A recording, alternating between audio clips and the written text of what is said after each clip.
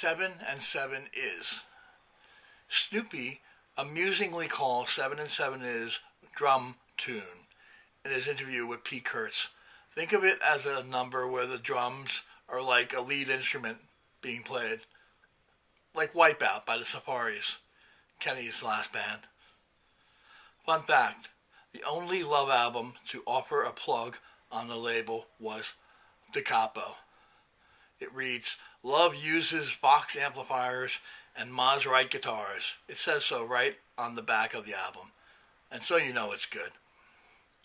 A song cut for the purposes of being the next single, and a more brutal song to play on repeat you cannot imagine, and to have to run through it endlessly while Snoopy and Arthur were switching on and off with the drums. It had to be pure hell. It's that kind of powerful song, and it all had to be played right at the time. There are no fixes going to be added in later. The band really had to get it right at the time. It had to stay in time. It could not fly off the wheels. As for the lyrics, they were from a poem written by Arthur about his home life, regarding his dad near the fireplace, his cocker spaniel looking at him as if hypnotized, Arthur being forced to wear a dunce cap in the corner by his mother, who was a teacher. As for the title, which has nothing to do with the song actually, 7 and 7 is a reference to him and his first girlfriend, Pretty, having the same birthday, the 7th of March. There's also a reference to this confluence in my diary by Rosalie Brooks, for the which Arthur wrote the lyrics for. She contended she wrote the lyrics. There's actually a video by her on YouTube where she argues the point. I think that Arthur wrote the words. Originally, when Arthur played 7 and 7 Is to the band, it was different. It was a Dylan-esque song called Pretty Song, for Pretty, who seemed to be his muse for a time. Another song, In My Time, that the group had been working on, was similar to 7 and 7 Is in that the group wanted to experiment doing things with the bassa and in using fuzz tones. Echoes, for his part, wanted to use a kind of surfer vibrato. What he wanted on the number he's described as controlled chaos, which means basically turning the Vox amplifier all the way up to 11. Kenny was doing glissando on the bass, and together with the fuzz, they got a very curious effect. No one really followed it up or ever really was able to recreate it. And of course, Vox got a mention on the album by way of thanks. My feeling is that they were trying to get Vox amps just by mentioning it on the album. When Arthur recut 7 and 7 Is for his second solo album on Rhino Records in 1980, he's using synthesizers. It's just sad, really. It's a great love song, and it's rendered almost comatose. Okay, with regard to the original, that's Snoopy on drums on the end recording, let there be no mistake. But it was the end of his time drumming for the group, which 7 and 7 Is certainly made very plain. It would have to change. It was a very difficult session, and Echo thought that the band would never get out of the studio as they had to go through dozens of takes of 7 and 7 Is just to get the damn thing down. And all the takes have surfaced on bootleg, although they're not all complete takes, actually. There's around 20 full starts. Kenny and Johnny, they had to stand at actual different ends of the studio just to keep the bass from bleeding into the guitar track of Johnny's. The label wanted the band to turn off the vibrato and the reverb, feeling it could be added to the mix later. That's how they felt on their part. With regard to the engineer was the only one who got what the band was trying to do, and one basically sees him as the savior of the session because he stepped in when Rothschild and Hoffman were telling them they'd have to turn it down because it was going into the red. Love were pleased with the final result, and Snoopy pulled it out too. It's his finest playing on record, but it was his last playing on a Love record. Snoopy's greatest hour with the band then, or at least his finest 2 minutes and 7 seconds, a few seconds longer in mono. But even Michael allowed in his book Pegasus Carousel that Snoop was one of the longest running short timers ever in any band that there was. Snoopy wasn't even on the original Elektra contract. Conka was still on the first one that they signed. They were still hoping that he could pull himself together, although this sadly never came off. Certainly they tried to help the man, but he chose drugs over a music career, sadly. After Love doing 7 and 7 is, it took 4 hours to record. It felt endless.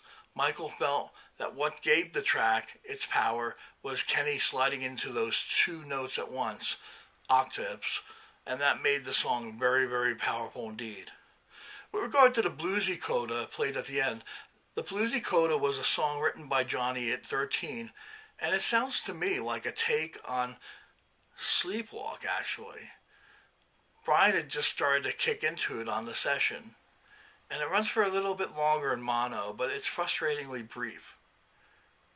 Johnny tried to get credit as a songwriter from Arthur as a co-write on 7 and 7 is due to this, before Arthur had passed, but it never came off, and also by that point, Arthur may have sold the publishing, well, at least half of it. He certainly sold half of the publishing by that point. Bruce Botnick came up with the idea for the explosion at the end, which is very effective. It comes from left field. Actually, it comes from a sound effects record of Elektra's. And those records were how Elektra got its start, and they were always steady sellers.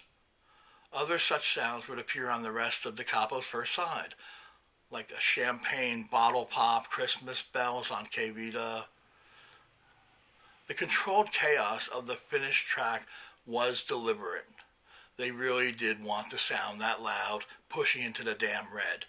Johnny was grateful to the engineer Haney on the session for not giving the band a hard time on this. He was the only one who got it, and thanks to him they were able to get it down the way they wanted. Love had put their foot down with Rothschild and company in order to record the controlled chaos of 7 and 7 is, but it was a struggle. It took ages. Eccles was worried the band would never get out of the studio alive. Hours were spent on this fiery single, and of all numbers to have to continually play again and again and again, it must have been pure nuts. The title of the single has nothing to do with the song again. It has to do with Arthur's muse, Pretty, and how they shared the same birthday. It's a quirky title, and they had to change the B-side in order to let people know which side to play first. The A-side was 7 and 7 is, so B-side was basically, number 14. So they, if you were a DJ, you knew which side to play first.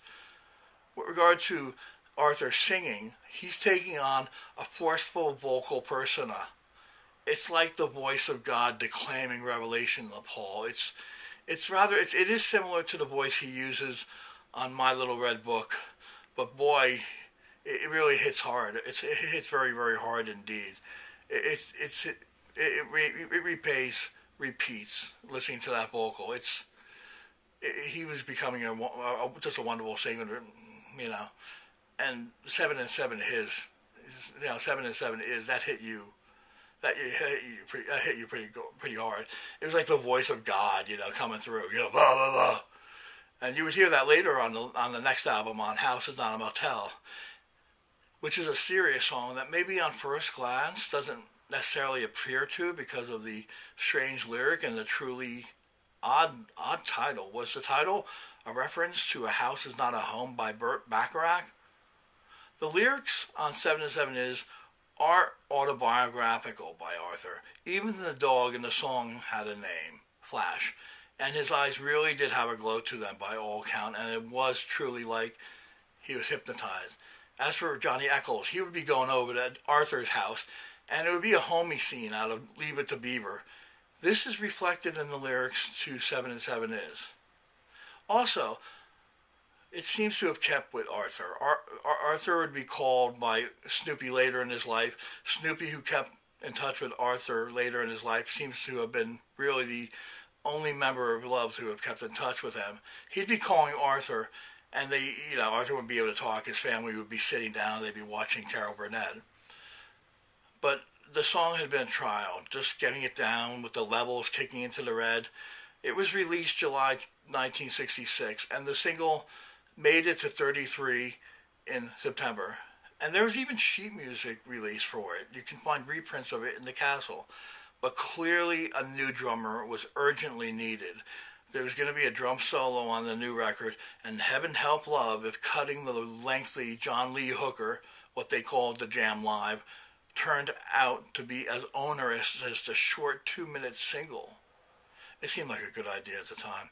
Michael, for his part, was no fan of drum solos, even though that's why he joined Love, and his playing on Revolution basically turned out to be one of the few highlights on the second side. As for Michael Stewart, he hated his playing on Revelation even then, even thinking then that he could do a better job at it. 7 and 7 Is was covered by the Ramones, Alice Cooper, Deep Purple, amongst so many others. It's probably the best song on Da Capo. It hits you hard. There's no ignoring that. It's a powerful number. It deservedly made top 40 and probably would have been better than 33 if the title had actually featured in the lyrics at all. 7 and 7 is a great song title, but it's not necessarily what you think of as a single.